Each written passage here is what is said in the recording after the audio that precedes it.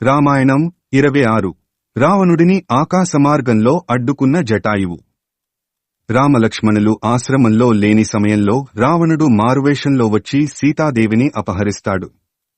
ఆమె నిలుచున్న మట్టి దిమ్మతో సహా పెకిలించి తీసుకుని ఆకాశమార్గాన వెడుతుంటాడు. ఏం జరుగుతుందో తెలియని అయోమయంలో సీతాదేవి కేకలు వేస్తుంది. తనని కాపాడమంటూ భయంతో అరుస్తుంది. ఆ కేకలు జటాయువు అనే పక్షిరాజుకు వినిపిస్తాయి. దాంతో ఆ జటాయువు ఒక్కసారిగా రావణుడిపై దాడి చేస్తుంది. ఊహించని ఈ పరిణామానికి రావణుడు నివ్వెరపోతాడు. ఆ పక్షిరాజు తన పొడవైన ముక్కుతో కాళ్ల గోర్లతో రావణుడిని గాయపరుస్తూ ఉంటుంది. భారీ ఆకారంలో దాడి చేస్తున్న ఆ పక్షిరాజును నియంత్రించడం రావణుడికి కష్టమవుతుంది. పదే పదే తనని గాయపరుస్తున్న జటాయువుపై తన ఖడ్గాన్ని ప్రయోగిస్తాడు. తన ఖడ్గంతో దాని 2 రెక్కలను నరికేస్తాడు.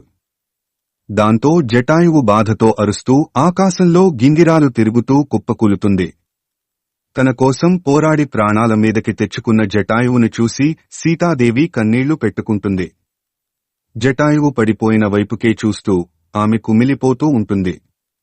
సీతాదేవిని రక్షించలేకపోయినందుకు బాధపడుతూ జటాయువు కొన ప్రాణాలతో కొట్టుకుంటూ ఉంటుంది. లక్ష్మణుడితో ఆశ్రమానికి తిరిగివచ్చిన రాముడు సీతాదేవి ఎక్కడా కనిపించకపోవడంతో ఆందోళన చెందుతాడు. ఆమె తరచుగా తిరుగాడే ప్రదేశాలకు ఆతృతగా వెళ్లి వెదుకుతాడు.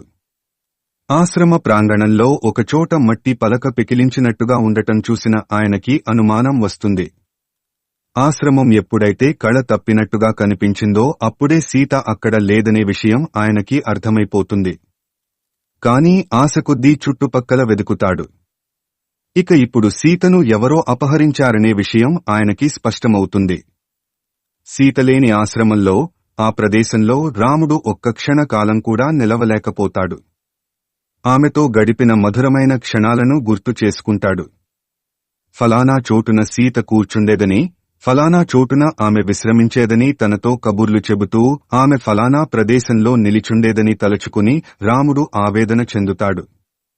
ఆమె పెంచిన మొక్కలు, ఆమె పెంచిన పక్షులు, ఆమె వేసిన ముగ్గులు ఇలా అన్నీ సీతను జ్ఞాపకం చేస్తూ ఉండగా రాముడు కన్నీళ్ల పర్యంతమవుతాడు.